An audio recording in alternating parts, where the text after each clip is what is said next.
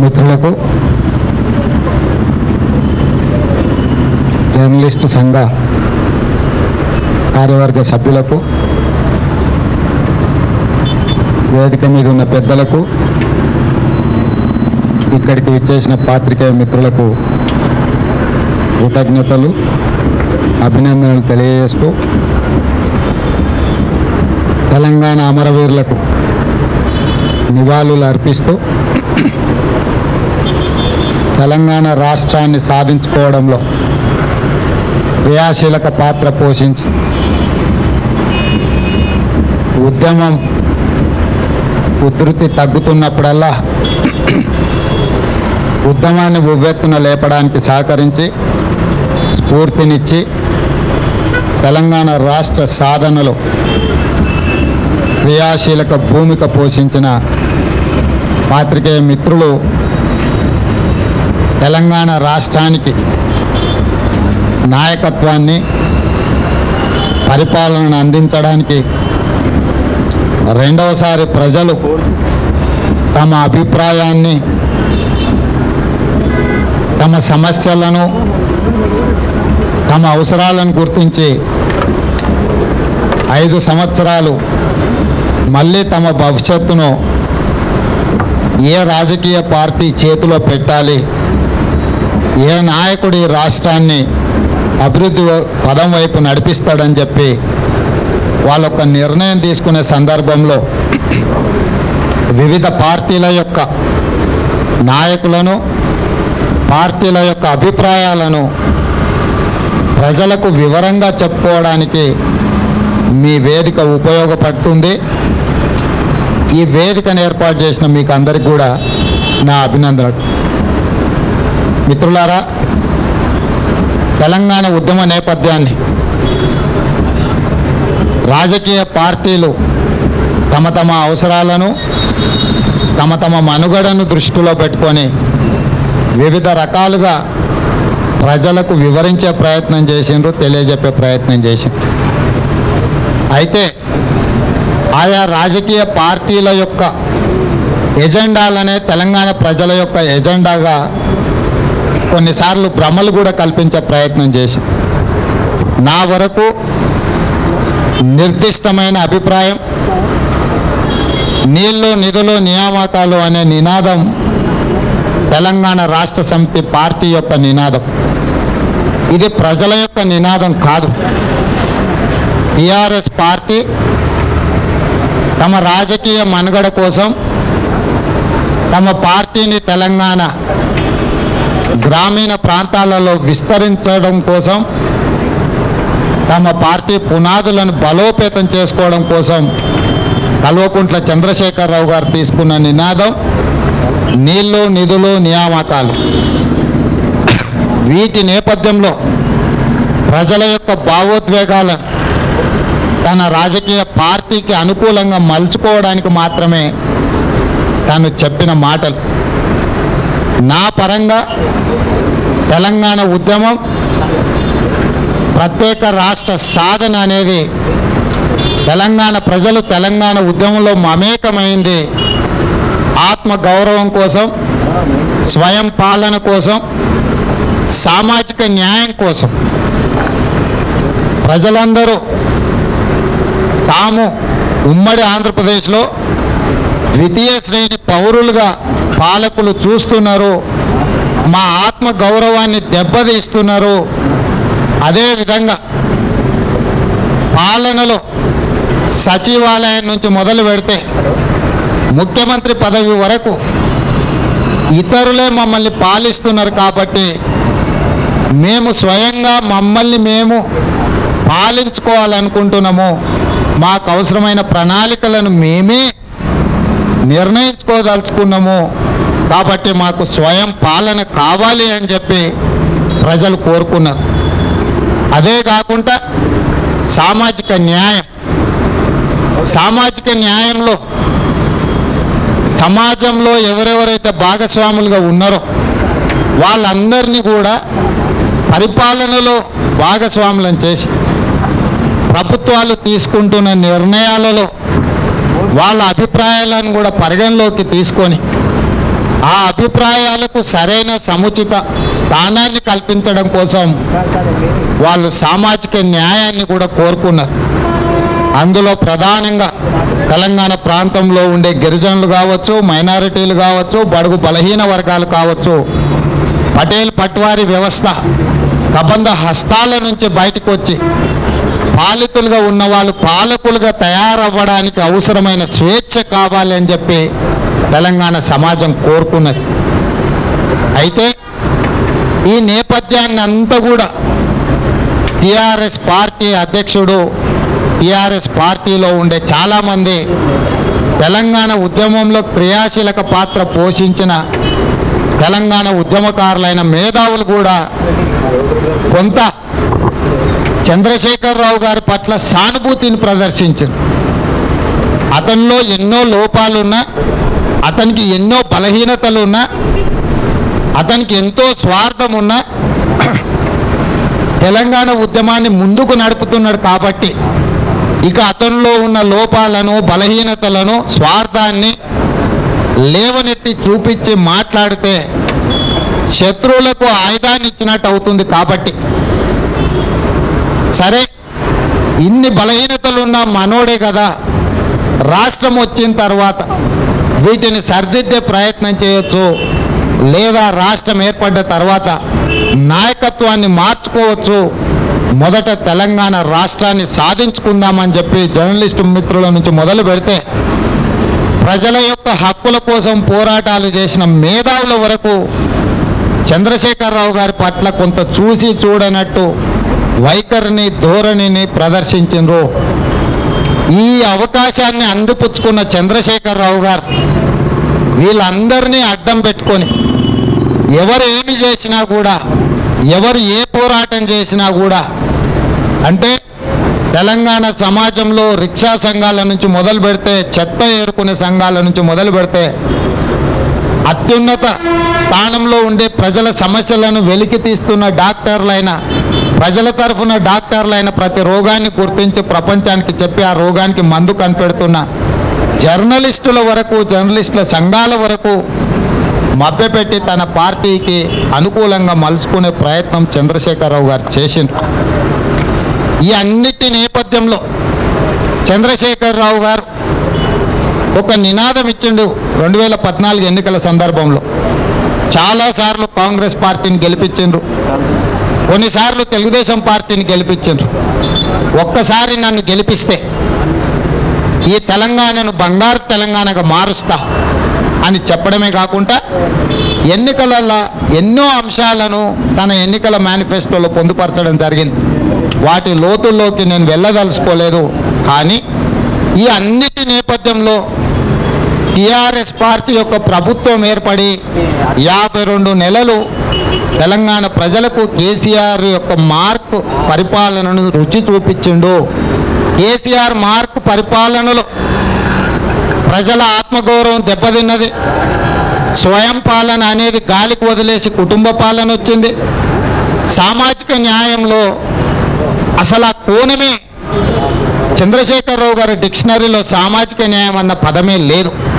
ఎందుకంటే గిరిజనులు కానీ, మైనారిటీలు కానీ, బలహీన వర్గాల ప్రాతినిధ్యం కానీ, అన్నిటికంటే ముఖ్యం సమాజంలో సగభాగమైన మహిళలకు అసలు కనీస మర్యాద, గౌరవము, రెండవ శ్రేణి పౌరులుగా కూడా మహిళలను చూడకపోవడం అనేది దారుణమైన పరిస్థితులను మనము కళ్ళకు కట్టినట్టుగా చంద్రశేఖరరావు గారు చూపించారు. నక్సలైట్ ఎజెండాని నా ఎజెండా అని చెప్పిన చంద్రశేఖరరావు గారు ఉమ్మడి రాష్ట్రంలో సీమాంధ్ర పాలకులు తెలంగాణ బిడ్డల్ని పట్టుకెళ్ళి అడవుల్లో పిట్టల్లాగా కాల్చి తెలంగాణ రక్తాన్ని తెలంగాణ గడ్డ మీద ఏరులై పారిచ్చిందని చెప్పిన చంద్రశేఖరరావు గారు ఆయన ముఖ్యమంత్రి అయిన తర్వాత శృతి కావచ్చు, వివేక్ కావచ్చు, వెంకట్రామరెడ్డి కావచ్చు, చాలామంది యువకుల్ని పట్టుకొచ్చి పీజీలు చదువుకుంటున్న విద్యార్థులను కూడా ఎన్కౌంటర్ల పేరు మీద కాల్చి చంపి తన ఫ్యూడల్ మనస్తత్వాన్ని, తన రాచరికపు పోకడలను వారు ప్రదర్శించారు తప్ప నక్సలైట్ల ఎజెండాలో ఉండే ఏ ఒక్క అంశాన్ని కూడా ప్రజలకు చేరలేదు. నక్సలైట్ల ఎజెండాని నా ఎజెండా అని చెప్పిన చంద్రశేఖరరావు గారు ఏ నక్సలైట్ ఎజెండాలో ఆయన ముఖ్యమంత్రి కావాలని ఉందో, ఆయన కొడుకు మంత్రి కావాలని ఉందో, ఆయన అల్లుడు మంత్రి కావాలని ఉందో, బిడ్డ ఎంపీ కావాలని ఉందో, సడ్డకుడి కొడుకు రాజ్యసభ సభ్యులు కావాలని ఉందో, ఏ నక్సలైట్ ఎజెండాలో ఉందో చూపించాల్సిందిగా చంద్రశేఖరరావు గారిని నేను డిమాండ్ చేస్తున్నా. కాబట్టి తెలంగాణ ఉద్యమకారుల అమరవీరుల త్యాగాలు నిష్ప్రయోజనమైనవి అని బాధపడే రోజు ఈరోజు. ఇదే కాకుండా ఈ సందర్భాలలో ప్రభుత్వంలో ఉన్న పెద్దలు బాధ్యతారహితంగా మాట్లాడుతూ ప్రతిపక్ష నాయకులను, ప్రతిపక్ష పార్టీలను అసభ్య పదజాలంతో అసహ్యకరంగా మాట్లాడుతున్న సందర్భంలో మాట్లాడకుండా గౌరవంగా రాజకీయ విలువలను పాటిస్తే వీరికి చేతనవ్వడం లేదు మాట్లాడడానికి. చంద్రశేఖరరావు గారిని చూసి భయపడుతున్నారని ముద్రేస్తున్నారు. పదునుగా సూటిగా స్పందిస్తే రేవంత్ రెడ్డి లాంటి వాళ్ళు అభ్యంతరకరంగా మాట్లాడుతున్నారు, వ్యక్తిగత దూషణలు చేస్తున్నారని చెప్పి ముద్రేస్తున్నారు. చంద్రశేఖరరావు గారి నుంచి మొదలు పెడితే ఆయన పిల్లల వరకు ప్రతి ఒక్కరిని దూషించిన సందర్భాలు చాలా సార్లు చూసినాం.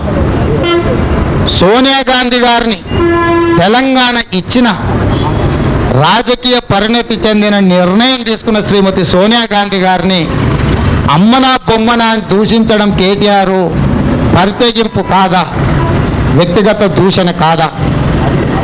అదేవిధంగా ఒక రాష్ట్ర ముఖ్యమంత్రి కల్వకుంట్ల చంద్రశేఖరరావు గారు ఒక ప్రాంతీయ పార్టీ అధ్యక్షుడు, జాతీయ అధ్యక్షుడైన, తెలంగాణ ఇచ్చిన పార్టీ అధ్యక్షుడైన, దేశ రాజకీయాలలో క్రియాశీలక పాత్ర పోషిస్తూ భారతదేశం నలుమూలల ప్రజా సమస్యల మీద అట్టడుగు వర్గాల అభ్యున్నతి కోసం అహర్నిశలు కృషి చేస్తున్న భారత జాతీయ కాంగ్రెస్ పార్టీ అధ్యక్షుడైన రాహుల్ గాంధీ గారిని పట్టుకొని బఫూన్ అనే మాట మాట్లాడుతుంటే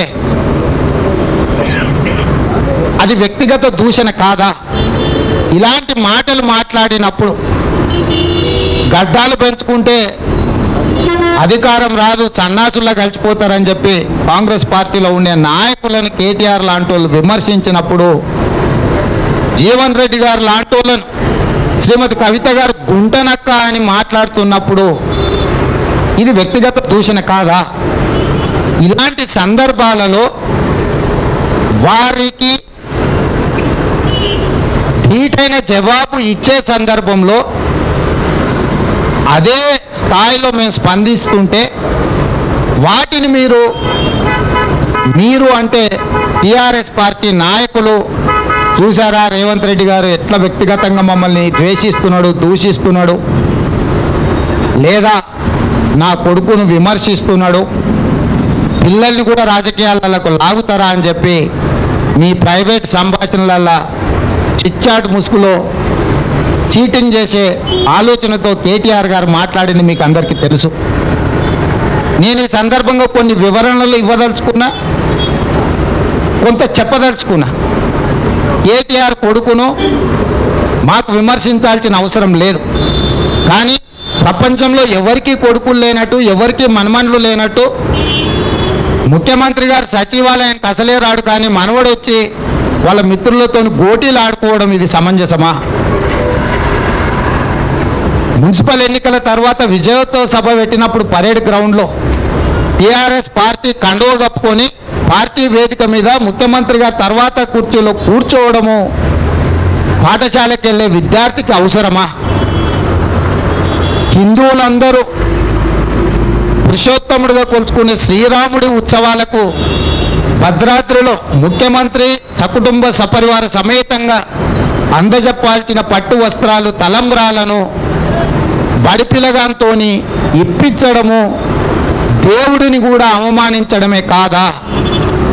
మీరు మీ కొడుకును ఇంత బరితెగించే పనులకు ఉసిగొల్పుతూ వివిధ వేదికలలో, చట్టసభలలో కూడా సాంఘిక సంక్షేమ హాస్టళ్లలో చదువుకుంటున్న గిరిజన, దళితుల, బలహీన వర్గాల పిల్లలకు సన్నబియ్యం పెడుతున్నావు అని మీరు గొప్పగా చెప్పుకుంటే మాకు అభ్యంతరం లేదు. ముఖ్యమంత్రి గారు మనవడు ఏ సన్నబియ్యం అయితే తింటుండో పేదోళ్ళ పిల్లలకు సన్నబియ్యం పెడుతున్నాము అని మీరు అన్నారు. అంటే ఏంటి కులబద్ద? ముఖ్యమంత్రి గారు మనవడైతే మునగాడా? ముఖ్యమంత్రి గారు మనవడు తిన్న తిండే ఆరోగ్యానికి కులబద్దనా? అభివృద్ధికి కులబద్దనా? మీరు ఎప్పుడైతే మీ మనవడిని మాకు రోల్ మోడల్గా చూపించి మా నెత్తి మీద రుద్దాలనే ప్రయత్నం చేసినప్పుడు మేము ఆ అంశాలను ప్రస్తావించినాం. నీ కొడుకు గురించి మీరు చెప్పిన తర్వాత అదే అంశాన్ని మేము ప్రస్తావిస్తే మీకు ఆవేదన కలిగి రాజకీయాల నుంచి విరమించుకోవాలన్నంత దుఃఖం వచ్చిందని కేటీఆర్ మాట్లాడిండు కదా. నేను సూటిగా పాత్రికేయ మిత్రుల ద్వారా కేటీఆర్ను ఒక మాట అడగదలుచుకున్నా. నాకున్నది ఒకటే కూతురు. రాజకీయంగా నువ్వు కక్ష కట్టి నా మీద కేసు పెట్టి ఉండొచ్చు, నువ్వు కేసులు పెట్టు, నీ చేతుల అధికారం ఉంది, జైలుకు తోలు, కావాలంటే మళ్ళీ తోలు, నాకు అభ్యంతరం లేదు. కానీ ముందే నిర్ణయం జరిగిన నా కూతురు నిశ్చితార్థానికి నన్ను హాజరవ్వకుండా కోర్టులో రాష్ట్ర ప్రభుత్వం తరఫున అభ్యంతరం తెలిపి నాకున్న ఏకైక కూతురు నిశ్చితార్థానికి కూడా కన్న తండ్రిగా హాజరు కాకుండా అడ్డుకోవడానికి మీరు చేసిన ప్రయత్నము అసలు మనిషి అనేవాడు ఎవడైనా చేసేదేనా? నేను నా కూతురు నిశ్చితార్థానికి తండ్రిగా నా బాధ్యత, తండ్రిగా నా గౌరవం. అది తండ్రిగా ఒక కూతురికి నిశ్చితార్థం జరిగే సందర్భంలో నన్ను ఉండొద్దు, రావద్దు, జైల్లో పెట్టండి అని చెప్పి ఢిల్లీ నుంచి ఉద్దండులైన న్యాయవాదులను పిలిపించి రేవంత్ రెడ్డికి బెయిల్ ఇవ్వద్దని వాదించినవంటే నువ్వు ఎంత దుర్మార్గుడివి తండ్రి కొడుకులు! ఎంత అన్యాయమైన పాశవికమైన ఆలోచన!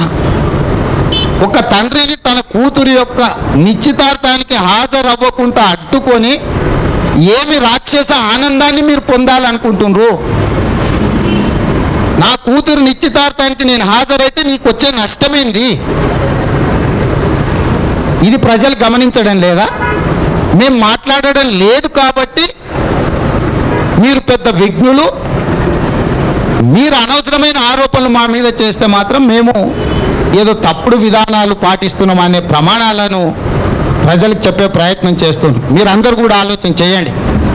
అంటే మానవ సంబంధాలను, వ్యక్తిగత సంబంధాలను, కుటుంబ అనుబంధాలను ఏ రకంగా రాజకీయ స్వార్థం కోసం కేసీఆర్ కుటుంబం వినియోగించుకుంటుందో, ఏ రకంగా ప్రత్యర్థులు అడిగే ప్రశ్నలకు సమాధానం చెప్పలేని సందర్భంలో ఏ రకమైన ఆరోపణలు చేస్తున్నారో విఘ్నులైన పాత్రికేయ మిత్రుల నుంచి తెలంగాణ సమాజం వరకు నేను విజ్ఞప్తి చేస్తున్నా, మీరు ఆలోచన చేయండి.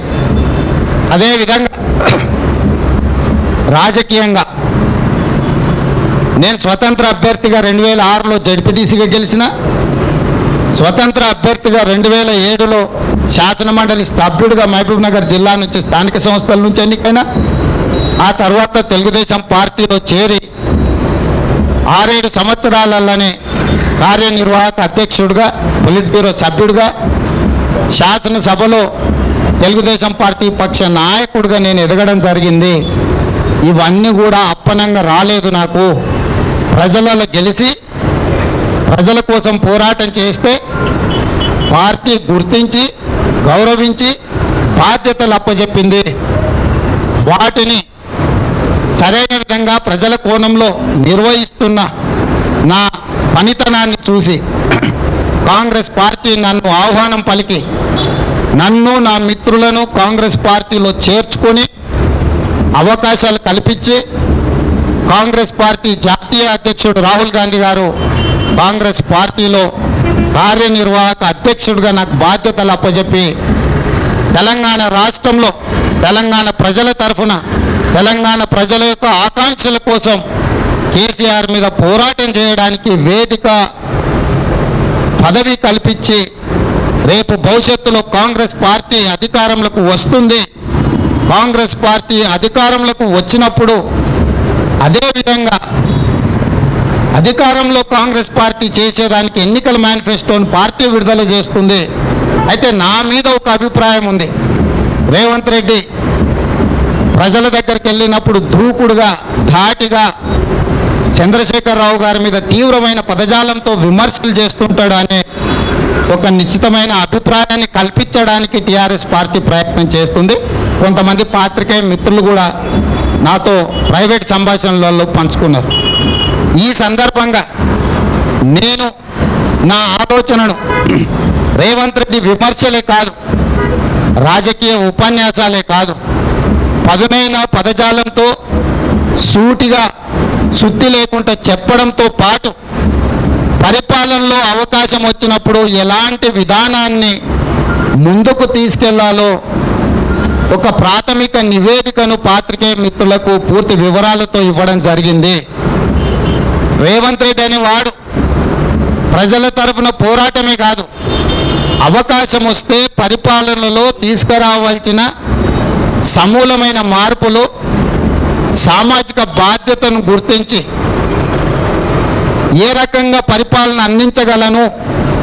చాలామంది మిత్రులు, నీకు మంత్రిగా అనుభవం లేదు కదా, గతంలో నువ్వు శాఖలు నిర్వహించలేదు కదా, రేపు భవిష్యత్తులో ఏదైనా పదవిస్తే నువ్వు ఏమైనా చేయగలవా అని అనుమానాలు వ్యక్తం చేయడమే కాకుండా ఆలోచన రేకెత్తించే విధంగా మాట్లాడుతున్నారు. అయితే ఈ సందర్భంగా కొన్ని అంశాలను నేను గుర్తు చేయదలుచుకున్నా. 60 సంవత్సరాల వరకు నందమూరి తారక రామారావు గారు రాజకీయాలలో లేడు.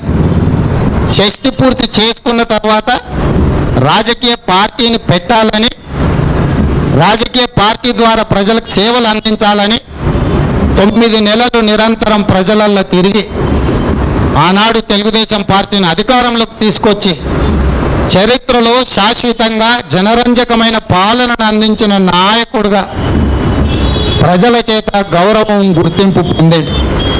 అంతకంటే ముందు ఆయనకు రాజకీయ అనుభవం కానీ నేపథ్యం కానీ లేదు. అదేవిధంగా శ్రీ రాజీవ్ గాంధీ గారు దేశంలో అనుకోని పరిస్థితుల, విపత్కర పరిస్థితుల్లో శ్రీమతి ఇందిరాగాంధీ గారిని తీవ్రవాదుల తుపాకీ తూటాలకు బలైనప్పుడు ఈ దేశమే నాయకత్వం లేక అనాథగా మారుతుందనుకున్న సందర్భంలో ఉద్యోగం నిర్వహిస్తున్న రాజీవ్ గాంధీ గారు వచ్చి ఆనాడు ఈ దేశానికి ప్రధానమంత్రి అయి భారతదేశానికి వెన్నెముక కలిగిన నాయకుడుగా, శత్రువులు సైతం కన్నెత్తి చూడడానికి భయపడే విధంగా ఈ దేశానికి నాయకత్వం అందించిన రాజీవ్ గాంధీ గారికి కూడా అంతకంటే ముందు వారు రాజకీయాలలో క్రియాశీలకంగా లేడు.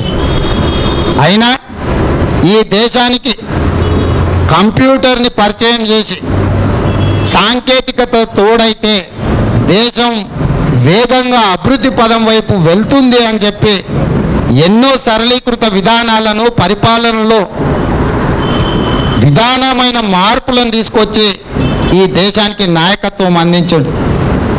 ఇలాంటి ఉదాహరణలతో పాటు నేను జడ్పీటీసీగా, ఎమ్మెల్సీగా, 2 సార్లు ఎమ్మెల్యేగా, అంతకంటే ముందు కోఆపరేటివ్ సొసైటీలో డైరెక్టర్గా, అంతకంటే ముందు విద్యార్థి ఉద్యమాలలో క్రియాశీలక పాత్ర పోషించిన నేను అవకాశం వచ్చినప్పుడు, ప్రజలు ఆదరించినప్పుడు, పార్టీ మమ్మల్ని పరిపాలనలో భాగస్వామ్యం చేసినప్పుడు ఎలాంటి విధానం ఉండాలనే దాని మీద కూడా ఈరోజు పాత్రికేయ మిత్రులతోటి ఒక పాలసీ డాక్యుమెంట్ను పూర్తి స్థాయిలో అందివ్వడం జరిగింది. అందులో వ్యవసాయము ప్రధానం, యువత నిరుద్యోగము రెండవ ప్రాధాన్యత, విద్య వైద్యము మూడవ ప్రాధాన్యత, ఇన్ఫ్రాస్ట్రక్చర్ అంటే ఎక్కడైనా గ్రామీణ ప్రాంతాలలో ఉండాల్సిన మౌలిక సదుపాయాలు, ప్రాథమిక అవసరాలను కూడా దృష్టిలో పెట్టుకోవడం, అదేవిధంగా ప్రజలకు భాగస్వామ్యం కల్పించడం పరిపాలనలో కానీ నిర్ణయాలలో కానీ. అదేవిధంగా సమాజంలో కొందరి పట్ల నాకు ఒక స్పష్టత ఉన్నది, ఒక మంచి ఆలోచన ఉన్నది.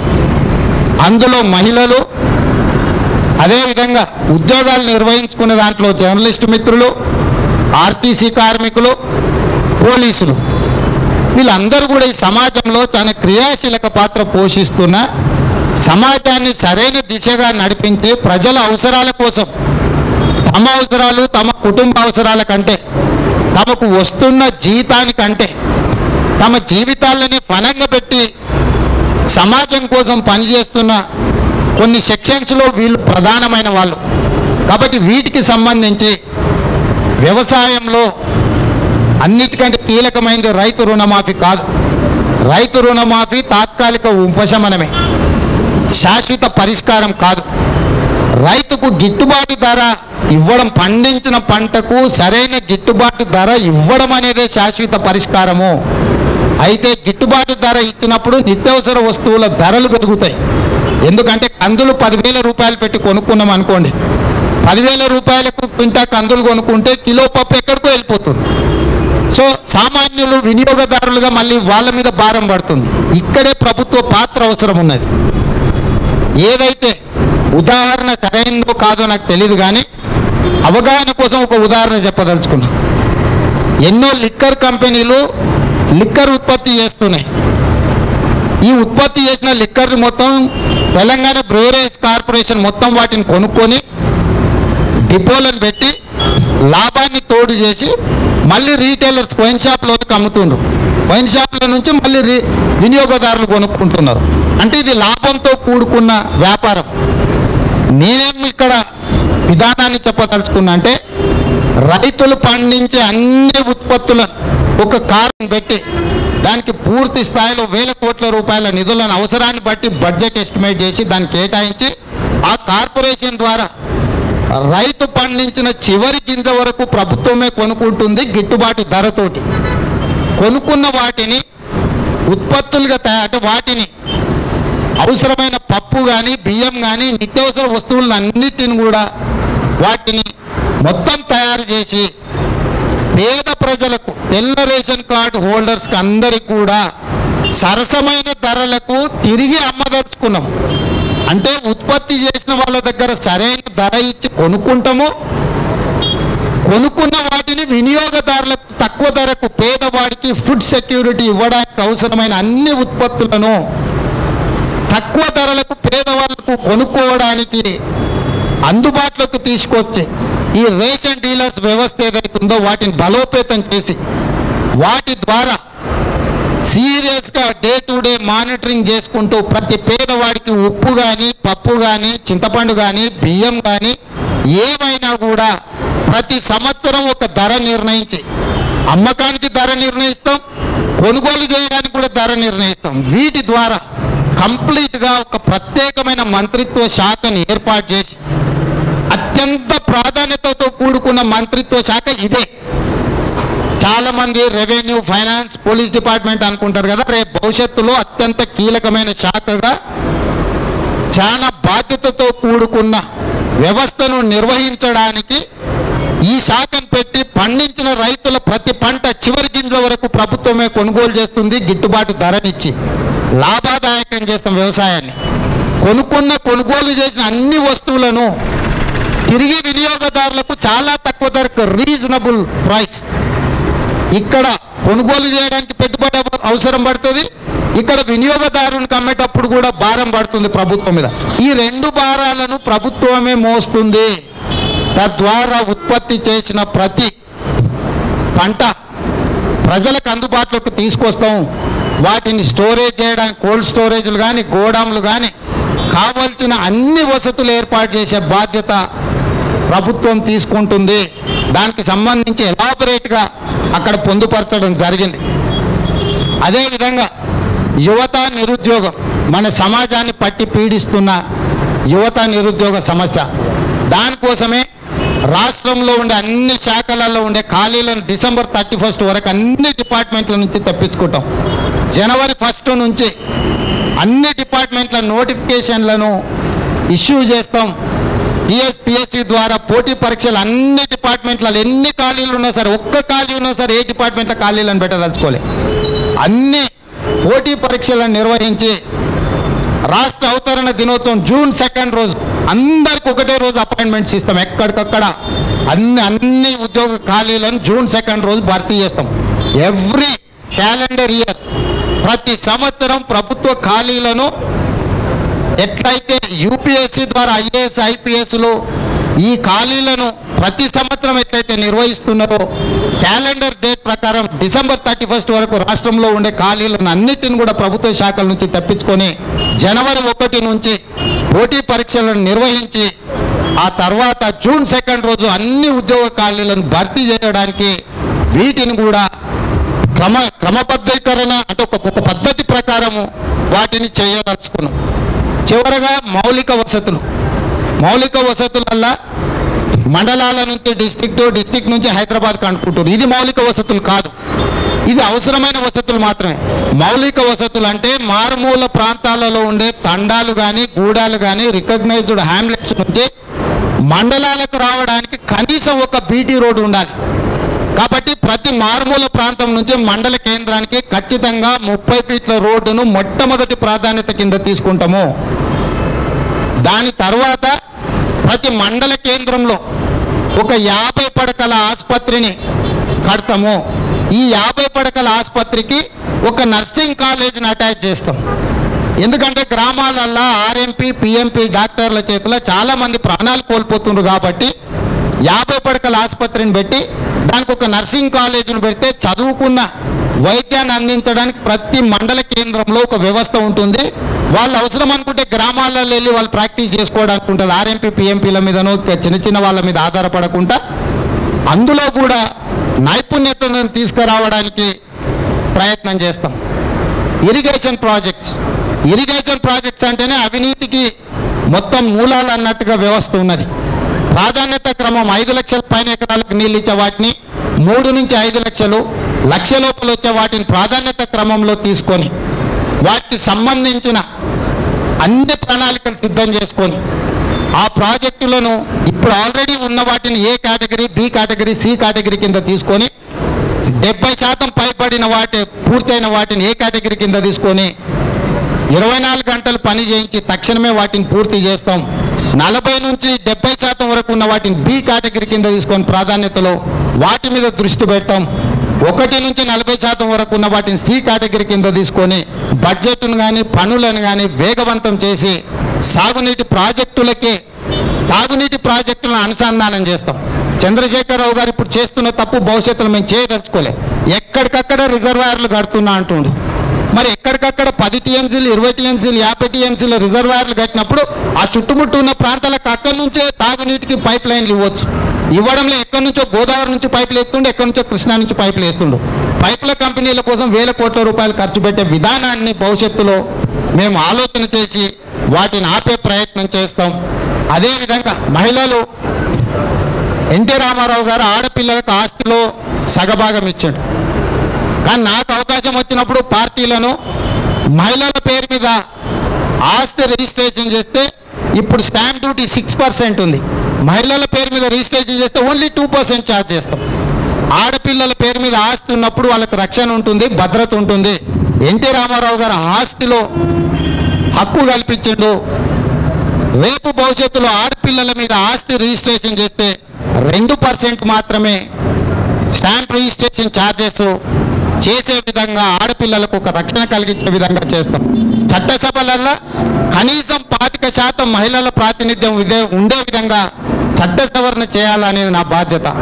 అదేవిధంగా ఆర్టీసీ వాళ్లకు, పాత్రికేయ మిత్రులకు, పోలీసు వాళ్లకు 6th క్లాస్ నుంచి పీజీ వరకు ఏ విధంగా అయితే సైన్యంలో పనిచేసే వాళ్ళకి సైనిక్ స్కూల్స్ కాలేజీలు ఎట్లయితే పెడుతుండ్రో 3 ఒక్కొక్కటి కనీసం 100 ఎకరాల పైబడ్డ ఒక అటానమస్ యూనివర్సిటీ స్థాయిలో ఒక 3 విద్యను అందించడానికి వాళ్ళ పిల్లలకు మంచి పాఠశాలలు హోంగార్డ్ నుంచి డీజీపీ వరకు, అదేవిధంగా పారిశుద్ధ్య కార్మికుడి నుంచి ఆర్టీసీ ఎండి వరకు, గ్రామాలలో ఉండే మీ స్ట్రింగర్ నుంచి పైనుండే మీ సిఇఓలు పెద్ద ఎడిటర్స్ వరకు ఉన్న పిల్లలందరికీ కూడా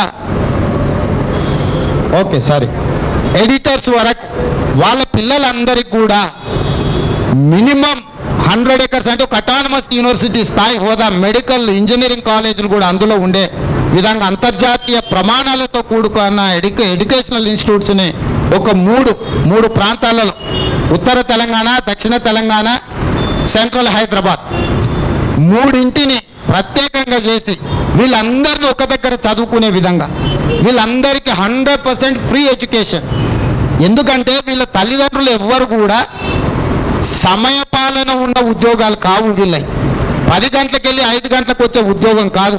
వీళ్ళ ఉద్యోగాలు అర్ధరాత్రి పూట మొదలైతాయో, లేకపోతే పొద్దున్నుంచి రాత్రి వరకు ఉంటాయో, ఒక్కొక్కసారి 48 గంటలు ఉద్యోగంలో ఉండాలో, ఎలాంటి అసలు సమయము సందర్భం లేని ఉద్యోగాలు. కాబట్టి పిల్లల చదువుల మీద కానీ వీళ్ళకు వచ్చే వేతనాలు కూడా పరిమితమైన వేతనాలు. కాబట్టి వీళ్ళందరినీ వాళ్ళ పిల్లల్ని వీళ్ళ కోసం ఎంత జీతాలు ఇవ్వాలనేది యజమానులు వేరు, మేము చేయగలిగింది లేదు అందులో.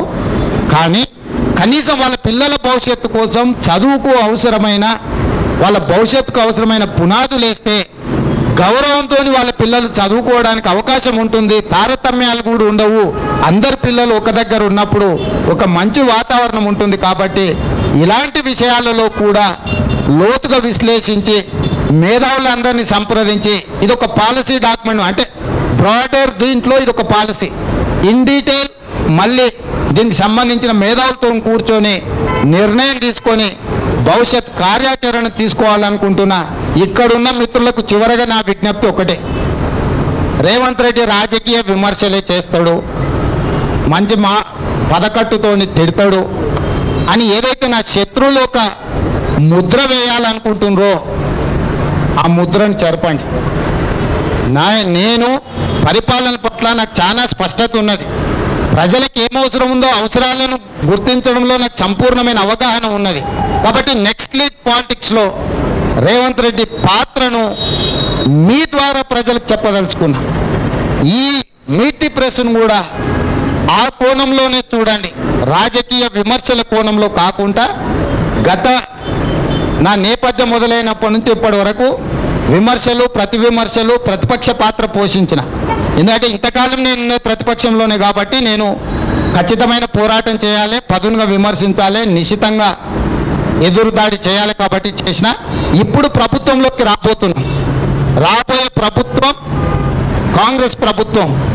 మన కాంగ్రెస్, మన సర్కార్.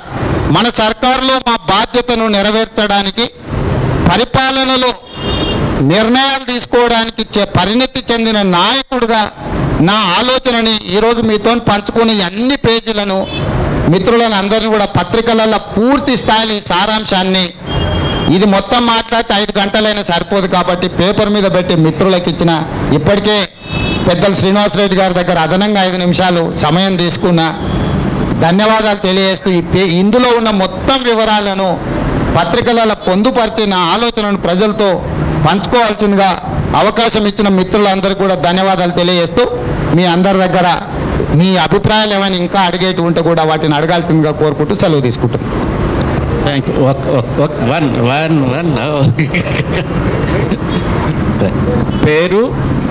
పేరు మీ ఆర్గనైజేషన్ పేరు చెప్పండి.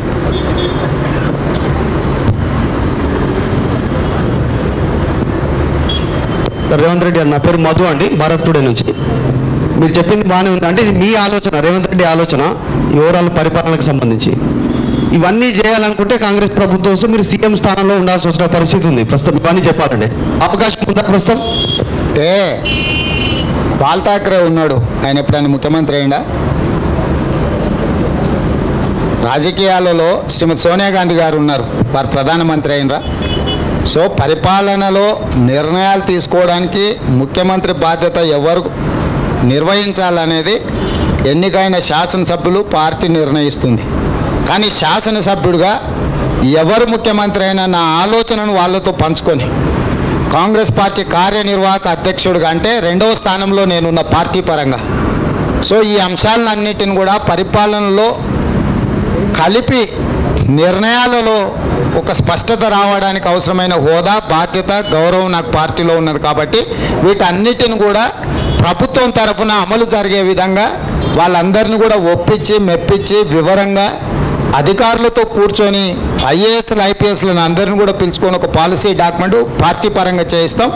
ఇది నా మీద ఉన్న ఒక అపోహను తొలగించడానికి నా ఆలోచనను మీతో పంచుకుంటున్నా. ఈ ఆలోచన ఇంటర్నల్గా ఆల్రెడీ పార్టీలో పంచుకోవడం జరిగింది. భవిష్యత్తులో దీన్ని పరిపాలనలకి కన్వర్ట్ చేయడం జరుగుతుంది. తెలంగాణ రాష్ట్రం ఏర్పడిన తర్వాత నా పేరు రమేష్, టీవీ 9. తెలంగాణ రాష్ట్రం ఏర్పడిన తర్వాత ఒక సామాజిక వర్గం తెలంగాణ రాష్ట్రాన్ని పరిపాలిస్తుందని ఇంకొక సామాజిక వర్గం ఎదురుదాడి చేస్తున్నది.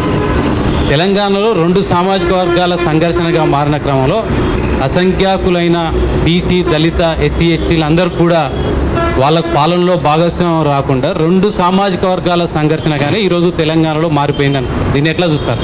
అంటే ఇది టీఆర్ఎస్ పార్టీ రాజకీయ ఎత్తుగడలో భాగంగా చంద్రశేఖరరావు గారి వ్యూహంలో భాగంగా వారు ఈ రకమైన చర్చకు తెరలేపినారు. దీనికి ప్రధాన కారణం ఒక టీవీ ఛానల్లో ముఖ్యమంత్రి గారి కార్యాలయంలో పనిచేసే ఓఎస్డి గారు, జర్నలిస్టుకు సంఘాలకు సంబంధించిన ఒక పెద్ద, అదేవిధంగా అకాడమీకి సంబంధించిన ఒక పెద్ద, మూడవ వ్యక్తి ఒక కార్పొరేషన్ చైర్మన్ ముఖ్యమంత్రి గారి ఆదేశాల మేరకు టీఆర్ఎస్ పార్టీ నేపథ్యం ఉన్న ఛానల్లో ఒక 2 గంటలు చర్చ పెట్టినారు. ఇది కులాల కుమ్ములాట కింద మార్చి పేద ప్రజలకు సంబంధం లేదు, 2 సామాజిక వర్గాల పంచాయతీ కింద మలచడానికి వాళ్ళు ప్రయత్నం చేసినారు. ప్రజలందరూ తిప్పికొట్టారు. కాంగ్రెస్ పార్టీ మీకు తెలుసు, గత 15 సంవత్సరాలలో బలహీన వర్గాల వాళ్ళే పిసిసి అధ్యక్షులుగా ఉన్నారు. కేశవరావు గారు కావచ్చు, డి శ్రీనివాస్ గారు కావచ్చు, ఆ తర్వాత బొత్స సత్యనారాయణ గారు కావచ్చు, ఆ తర్వాత పొన్నాల లక్ష్మయ్య గారు కావచ్చు. ఇలా చెప్పుకుంటూ వెళ్తే దేశానికి ఒక మైనారిటీ మన్మోహన్ సింగ్ గారు ప్రధానమంత్రిగా కావచ్చు. కాంగ్రెస్ పార్టీలో వాళ్ళ సమర్థతను, సామాజిక న్యాయాన్ని బట్టే అవకాశాలు కల్పిస్తారు. ఈ రోజు కూడా కాంగ్రెస్ పార్టీలో అనుభవజ్ఞులైన నాయకులు చాలామంది ఉన్నారు. ఈరోజు క్యాంపెయిన్ కమిటీ చైర్మన్గా బట్టి విక్రమార్క గారు ఉన్నారు. ప్రజలకు అవసరమైన అవసరాలను అన్నిటిని దృష్టిలో పెట్టుకొని ఎన్నికలలో మేనిఫెస్టోనే అత్యంత కీలకమైంది. మేనిఫెస్టో అధ్యక్షులుగా దామోదర్ రాజనరసింహ గారిని నియమించిందంటేనే కాంగ్రెస్ పార్టీ పేదల పక్షాన, ముఖ్యంగా దళితుల, గిరిజనుల పక్షాన ఏ రకంగా వాళ్ళకు ప్రాధాన్యతను ఇస్తుందో మీరు వీటిని గమనించినప్పుడు మీకు అర్థమవుతుంది. అది చంద్రశేఖరరావు గారి పన్నాగం. 2 వర్గాల మధ్యలో పంచాయతీ కింద మార్చాలని చాలా చిన్నదిగా చేసి చూపించే ప్రయత్నం చేస్తుంది టీఆర్ఎస్ పార్టీ. ఇది చిన్న పంచాయతీ కాదు. కాంగ్రెస్ పార్టీ సమాజంలో ఉండే 85% ప్రజల తరఫున పోరాటం చేస్తుంది. కాబట్టి దీన్ని ఆ కోణంలో, కాంగ్రెస్ పార్టీ కోణంలో ఆ విధంగా చూడొద్దని విజ్ఞప్తి చేస్తున్నాను. रेवंत रेड्डी साहब, मोहम्मद शमसुद्दीन पोटीवी न्यूज़ से। साहब अभी बताए कि आप जिस ओहदे पे है उस वजह से जो नज़रियात पेश करे उसको अमल करेंगे बल्कि, लेकिन कांग्रेस पार्टी 4 साल से 12% रिजर्वेशन के ऊपर लड़ाई करी। जब मैनिफेस्टो में शामिल करने का टाइम आया तो उसको नज़रअंदाज कर दिया। इस मामले में रेवंत रेड्डी का क्या नज़रिया है, इसके ऊपर बताएं। भाई आपको तो पता है, जो माइनॉरिटी भाइयों को 4% रिजर्वेशन मिले वो कांग्रेस के वजह से। कांग्रेस को पता है कॉन्स्टिट्यूशन में क्या ऑब्लिगेशन है। 50% के ऊपर कोई किसी को रिजर्वेशन नहीं दे सकता है। पहले हम लोग 5% दिए माइनॉरिटी भाइयों को, मुसलमान भाइयों को 5% दिए तो हाईकोर्ट में वो केस हार गए सरकार। उसके बाद 4% बनाए। अभी केसीआर नहीं, उनके भगवान भी आए तो 50% के ऊपर रिजर्वेशन नहीं मिलने वाले, नामुमकिन है। जो नामुमकिन होता है हम हमारे इलेक्शन मैनिफेस्टो में कैसे देंगे। हम 5% के लिए कोशिश किए, नाकामयाब हुए, तो इसीलिए हम लोग 4% दिए। आज जो मुसलमानों को 4% रिजर्वेशन मिल रहा है वो कांग्रेस की वजह से मिल रहा है। तो 12% नामुमकिन है। केसीआर साहब ने इतना कह रहा है कि हम जोनल व्यवस्था, मोदी साहब के कॉलर पकड़ के हम ला ले। अरे भाई, जब मोदी के कॉलर पकड़े तो जोनल व्यवस्था मिल रहे हैं ना आपके हाथ को। क्यों मुसलमान के 12% के लिए, ट्राइबल 12% के लिए क्यों मोदी के कॉलर नहीं पकड़ रहे हैं? इसका मतलब केसीआर सबको उल्लू बनाने के लिए कोशिश कर रहे हैं। वो नामुमकिन काम को कांग्रेस पार्टी कभी बोलेंगे नहीं। रेवंत रेड्डी साहब, मैं जबी सियासत उर्दू डेली से हूँ। मेरा आपसे एक सवाल, 2 सवाल है। एक तो ये कि अच्छा ओके ठीक है, एक ही सवाल है कि क्या आपको ये इलेक्शन के बाद कांग्रेस को अगर हंग असेंबली का सामना हो और ज़रूरत पड़े 5-6 सीटों की, तो क्या वो मजलिस से हाथ मिलाएगी? मजलिस तो यहाँ तेलंगाना में बोल रहे हैं आप। तेलंगाना में तो 2 ही कूटमी है। एक तो केसीआर कूटमी, उसमें बीजेपी, एमआईएम, वो 3 एक तरफ है, हम लोग 4 एक तरफ है, Congress, TDP, CPI and Kodandaram. तो वो कूटमी में जो केसीआर के साथ में right and left, right is BJP, left is MIM, तो वो तीनों एक कट्टा हो गए, हम ऐसे कैसे ले सकते हैं? आप अगर आप ये KCR को हम पूछे तो कैसा रहता, कल के दिन असदुद्दीन साहब को पूछे तो भी वैसा ही रहेगा ना। वो तीनों भाई एक साथ में लड़ रहे हैं, तो तीनों के कभी भी हम अपोजिशन में बैठने के लिए हम लोग तैयार हैं, मगर KCR जो उनके साथ में बीजेपी MIM उनके साथ में जा रहा है ना, तो वहाँ पर पूछेंगे नहीं। हम लोग चार हैं, हम चार सरकार में आएंगे, सत्ता में आएंगे, जो नंबर चाहिए वो बराबर मिलने वाले हैं। तेलंगाना आम जनता अभी सोच रहा है कि KCR को कैसे हराना, तो वो तो पक्का कायम हो गए, कांग्रेस पार्टी सत्ता में आ रहा है। సార్ నేను వెంకట్ దీపాయనీర్ నుంచి మీ మేనిఫెస్టోలో సెక్రటేరియట్ నుంచి ముఖ్యమంత్రి మంత్రులు పరిపాలిస్తారని పొందుపరిచారు, దీని మీద మీరే? ఖచ్చితంగా ఇది ఒక సాంప్రదాయం, బాధ్యత, రాజ్య కాన్స్టిట్యూషనల్ ఆబ్లిగేషన్. పరిపాలన అనేది సచివాలయం నుంచి నిర్వహించాలనేది constitutional obligation. KCR constitutional obligation violate చేస్తున్నాడు కాబట్టి మొత్తం యథా రాజా తదా ప్రజ అన్నారు. ముఖ్యమంత్రి గారు ఎట్లుంటే పరిపాలన అట్లే ఉంటుంది. ముఖ్యమంత్రి వస్తలేడు కాబట్టి మంత్రులు వస్తలేరు, మంత్రులు వస్తలేరు కాబట్టి ప్రిన్సిపల్ సెక్రటరీలు వస్తలేరు, ప్రిన్సిపల్ సెక్రటరీ వస్తలేరు కాబట్టి కింది అధికారులు వస్తలేరు. అంటే బందర్ దొడ్డిలాగా తయారైపోయింది సచివాలయం. కాబట్టి దీనికి స్వస్తి చెప్పి బూర్గుల రామకృష్ణారావు గారి నుంచి మొదలు పెడితే ఈయన మొన్నటి 2014 వరకు అందరు ముఖ్యమంత్రులు అక్కడి నుంచే పరిపాలన అందించారు. అక్కడున్నప్పుడే తెలంగాణ వచ్చింది, అక్కడున్నప్పుడే దేశానికి స్వాతంత్రం వచ్చింది, అక్కడున్నప్పుడే తెలంగాణ రాష్ట్రం వచ్చింది. అయితే ఇందులో ఒక చిన్న సమస్య ఉన్నది. 16 మంది ముఖ్యమంత్రుల పిల్లలు ఎవ్వరు కూడా ముఖ్యమంత్రులు కాలే. అక్కడ ఉన్న దాంట్లో ఒకే ఒక ముఖ్యమంత్రి అల్లుడు ముఖ్యమంత్రి అయ్యిండు. ఎన్టీ రామారావు గారు అల్లుడు చంద్రబాబు నాయుడు గారు ముఖ్యమంత్రి అయ్యిండ్రు. KCR గారికి ఎవరు హస్త సాముద్రికం చూస్తాయని చెప్పిండంట.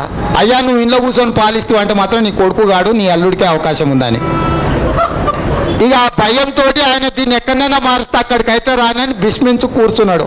చిన్నప్పుడు పిల్లలు బడికి పోకపోతే పట్టి బరబర ఈడ్చుకుపోయి బల్లెకు దోలితే కూడా వాడు ఏడ్చుకుంటూ బయట కొడుకొస్తాడు కదా. చంద్రశేఖరరావు గారు అట్లా బడి దొంగ తయారయ్యిండు కేవలం కొడుకు కోసం. అది ఎంత మంచి వాస్తుందంటే తెలంగాణ రాష్ట్రాన్ని కూడా అక్కడి నుంచే సాధించుకున్నాం మనం. ఇంతకంటే మంచి వాస్తే ఏమన్నా ఉంటుందా? విక్రమ్, సాక్షి టీవీ. తుంగభద్ర నదిపై ఏపీ ప్రభుత్వం దొంగచాటుగా నిర్మిస్తున్న టన్నెల్ను ప్రజాకూటమి సమర్థిస్తుందా? మీ ఆరోపణది ఆధారాలు ఉంటే చెప్తే నీటి పంచాయతీలకు ట్రిబ్యునల్స్ ఉన్నాయి. ఎవరు అక్రమంగా నిర్మించినా అడ్డుకోవడానికి, ఎవరు సక్రమంగా నిర్మించాలన్న అనుమతులు తీసుకోవడానికి ఓవరాల్గా ట్రిబ్యునల్, బచావ్ ట్రిబ్యునల్స్ ఉన్నాయి. అది బోను కృష్ణా పరివాహక ప్రాంతం మీద నిర్మించే ప్రాజెక్టులకు ఆంధ్రప్రదేశ్కు తెలంగాణకు కృష్ణా రివర్ మేనేజ్మెంట్ బోర్డు అని విభజన చట్టంలో పొందుపరిచిండ్రు. గోదావరికి గోదావరి రివర్ మేనేజ్మెంట్ బోర్డు అని 2 బోర్డులను పెట్టిండ్రు. ఇట్లాంటి సమస్యలు, ఇట్లాంటి అంశాలు చర్చకు వచ్చినప్పుడు ఆ బోర్డు ద్వారానే అనుమతి తీసుకోవాలి, ఆ బోర్డు ద్వారానే ప్రాజెక్టులను నిర్వహించాలి. నిర్మించే వివరాలన్నీ కూడా DPRలు వాళ్ళకి ఇవ్వాలని చెప్పి చట్టంలోనే పొందుపరిచారు. మీరు ఏదైతే సమస్య చెప్తారో కాంగ్రెస్ పార్టీ ముందే గుర్తించింది. గుర్తించిన వాటిని 2013 పునర్విభజన చట్టంలోనే నిర్దిష్టంగా అధికారులతో కూడుకున్న బోర్డులను నియమించింది. కాబట్టి మీ దృష్టికి ఏదొచ్చినా కూడా మాకు అందించండి. మాతో పాటు బోర్డుకు ఫిర్యాదు చేస్తే బోర్డు నిర్దిష్టమైన చర్య తీసుకుంటుంది. కాబట్టి దీంట్లో ఎవరికి ఎలాంటి అనుమానాలు ఉండవలసిన అవసరం లేదు. రేవంత్ రెడ్డి, నా పేరు రాములు, CVR న్యూస్ అండి. ఇప్పుడు ఏదైతే KCR ప్రభుత్వం ఎన్నికల ముందు దళితులు ముఖ్యమంత్రిని చేస్తారని మోసం చేసింది, SC STల రిజర్వేషన్, మైనార్టీ రిజర్వేషన్ విషయంలో ఎన్నికల ఓట్ల కోసం హామీలు ఇచ్చి మోసం చేసిందని ఆరోపిస్తున్నారు. కాంగ్రెస్ పార్టీలో ఏదైనా SCని ముఖ్యమంత్రి చేసి KCRను మీరు ఎన్నికల్లో ఓటమి పాలు చేసేందుకు అలాంటి చర్చ ఏమైనా చేస్తున్నారా? అంటే ఇక్కడ మీరు పరిపాలనకు సంబంధించిన నిర్ణయం మీదనే దృష్టి పెట్టండి. కాంగ్రెస్ పార్టీ శాసనసభ్యులు ఎన్నికైన తర్వాత శాసనసభాపక్ష సమావేశాన్ని ఏర్పాటు చేసి అందరి అభిప్రాయాలను పరిగణలోకి తీసుకున్న తర్వాత ఎవరికి ఏ పద్ధతి ఇవ్వాలో నిర్ణయం జరుగుతుంది. మీరు ఇచ్చిన సూచన బాగున్నది, తప్పకుండా మీ సూచనను పార్టీ దృష్టికి తీసుకెళ్తా. రేవంత్ రెడ్డి గారు, నేను నరసింహరావు, ఏబిఎన్ ఆంధ్రజ్యోతి రిపోర్టర్. నిన్న సోనియా గాంధీ తెలంగాణకు వచ్చారు. తెలంగాణకు వచ్చి తెలంగాణలో అధికారం వస్తే ఏం చేస్తారు తెలంగాణకు అని చెప్పకుండా తాము అధికారంలోకి వస్తే ఏపీకి ప్రత్యేక హోదా ఇస్తామని చెప్పారు. నిన్న సోనియా గాంధీ తెలంగాణ కోసం కాకుండా చంద్రబాబు కోసం వచ్చి మాట్లాడినట్టుగా ఉంది అని టీఆర్ఎస్ పార్టీ నేతలు ఈరోజు విరుచుకుపడుతున్నారు. దీనికి మీరేం సమాధానం చెప్తారు? టీఆర్ఎస్ పార్టీ యొక్క వితండవాదం, అభద్రత అనేది వాళ్ళ ఆరోపణలు బట్టి మీరు అర్థం చేసుకోండి. లేదా ఇంకొక కోణంలో చెప్పాలంటే ఇవి అతి తెలివితేటలు. తెలంగాణ రాష్ట్ర ఏర్పాటు ప్రక్రియ చేపట్టినప్పుడే విభజన చట్టంలోనే పార్లమెంటులోనే చర్చ చేసి పార్లమెంటు వేదికగా అందరు సభ్యుల యొక్క అభిప్రాయం తీసుకొని తెలంగాణ ప్రజల యొక్క ఆకాంక్ష తెలంగాణ రాష్ట్రం ఏర్పాటే కాదు, హైదరాబాద్ కూడా అందులో అంతర్భాగంగా ఉంచుకుంటూ ఆంధ్రప్రదేశ్ వాళ్ళు హైదరాబాద్ మీద ఏదైనా హక్కును ఆదాయాన్ని అడిగినప్పుడు ఏది ఒక్క రూపాయి కూడా మీకు ఇచ్చేది లేదు. ఈ మొత్తం 10 జిల్లాలతో కూడుకున్న తెలంగాణను తెలంగాణ ప్రజలకు ప్రత్యేక రాష్ట్రంగా ఇస్తున్నాం. కొత్తగా ఏర్పడబోయే ఆంధ్రప్రదేశ్ రాష్ట్రానికి రాజధాని లేదు, సాగునీటి ప్రాజెక్టులు లేవు, పరిశ్రమలు లేవు. కాబట్టి మీకు ప్రత్యేక హోదా ఇస్తామని ఆనాడే చట్టంలో పొందుపరిచారు. ఆనాడు కేసీఆర్ గారు పార్లమెంటు సభ్యులు, కేసీఆర్ గారు ఎంపీగా వండుకుంటూనే బిల్లు ఆమోదం పొందింది. అదే భారతీయ జనతా పార్టీ 5 ఏళ్ళు కాదు ప్రత్యేక హోదా 10 ఏళ్ళు ఇవ్వాలని పట్టుబట్టింది రాజ్యసభలో. కాబట్టి ఇక్కడ ఇంకా అతి తెలివితేటలు ఎందుకు? బీజేపీ వచ్చి అక్కడ ప్రజల్ని మోసం చేసింది కాబట్టి ఆనాడు మేము ఇచ్చిన హామీ కట్టుబడి ఉన్నామన్నాం. ఈరోజు కొత్తగా ఇచ్చిన హామీ కాదు. ఇవాళ ఇక్కడగా డీటెయిల్ మేనిఫెస్టో మొత్తం తెలంగాణ అనాథ అయిపోయింది. నేను ఏ తెలంగాణను కోరుకున్నానో ఆ తెలంగాణ ఇది కాదు. నాకు చాలా కాలం తర్వాత నా బిడ్డల దగ్గరకు వచ్చినట్టుగా ఉంది. నా బిడ్డలు చాలా కష్టాలలో ఉన్నారు. ఒక తల్లి బిడ్డలకు అందించాల్సిన బలిష్టమైన పోషక ఆహారాలు ఇవ్వకపోతే ఎంత బలహీనపడతారో, ఇవాళ తెలంగాణ కూడా అభివృద్ధి పదం వైపు మొదటి అడుగు కూడా పడలేదు. ఆ దిశగా అడుగులు పడనప్పుడు ఆవేదనతో మీకు అండగా ఉంటా. తల్లిగా పిల్లల యొక్క బాధ్యత నాకు తెలుసు. 4 కోట్ల తెలంగాణ ప్రజల్ని అభివృద్ధి పదం వైపు నడిపించడానికి మొత్తం మా పార్టీ మీకు అండగా ఉంటుందని సోనియా గాంధీ గారు నిర్దిష్టమైన భరోసాని ఇచ్చుకుంటూనే తెలంగాణ ఇస్తా అని ఎన్ని కష్టాలు వచ్చినా తెలంగాణ రాష్ట్రాన్ని ఇచ్చిన రాజకీయ లాభాపేక్షను దృష్టిలో పెట్టుకోకుండా అదే రోజు ఆ పక్కనున్న వాళ్ళకు కూడా చట్టంలో పెట్టి చెప్పినాం. కాబట్టి దానికి కూడా నేను కట్టుబడి ఉన్నాను.